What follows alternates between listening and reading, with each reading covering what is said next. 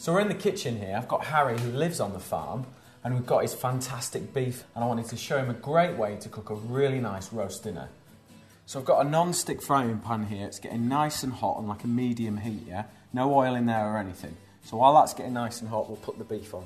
So, a couple of tablespoons of oil. Try and drizzle it all over.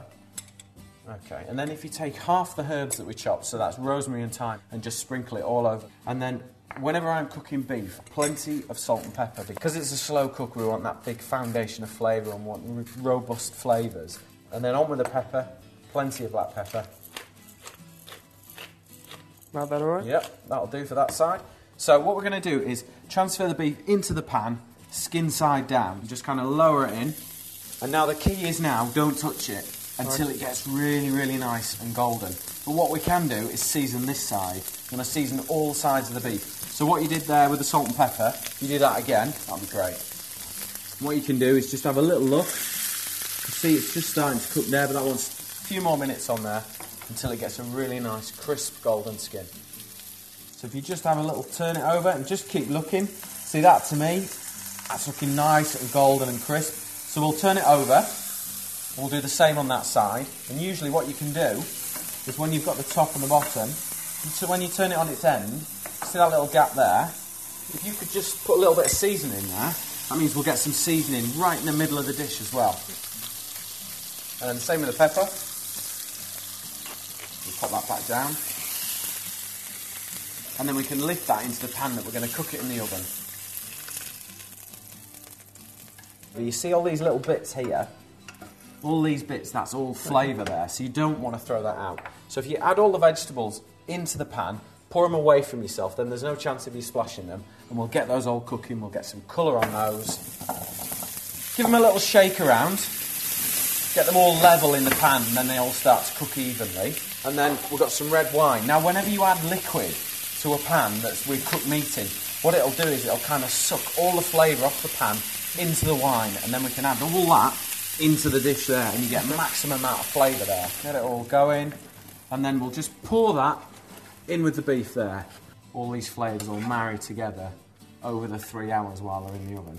The remaining herbs, if you just scatter those around, and then I've got some beef stock, and just pour that over the dish. Again, that's just going to reinforce all the flavours there. Because we've roasted the top of it, this will create steam and then it'll kind of baste. And then we've got the little dried mushrooms here. And what you want to do is put them on, but then make sure they're in the liquid and they start to soak up all that flavour. We're going to pop a lid on it, or you can put some foil over. So we put the beef into a preheated oven, 160 degrees. That's going to cook for 3 hours till it's really nice and tender, totally cooked through, and it'll taste fantastic. That's really easy then.